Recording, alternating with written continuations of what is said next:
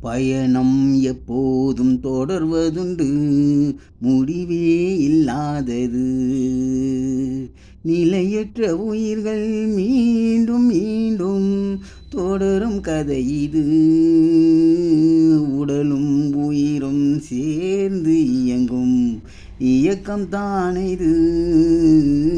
பயணம் எப்போதும் தொடர்வதுண்டு, முடிவே இல்லாதது. அனைத்தும் சிறிது காலம்தானே, பிறப்பு வளர்ப்பெல்லாம் ஆட்டம் ஓட்டம் கூட்டம் எல்லாம் சிறிது நேரம்தான். உருண்டு ஓடும் காலம் விரைவில் மாறும் தானே. நிலையற்ற ஆட்டம் நிலையில்லா உயிர்கள் மடிந்து மீண்டும் தோன்றும். பயணம் எப்போதும் தொடர்வதுண்டு, முடிவே இல்லாதது. தனனா தானா.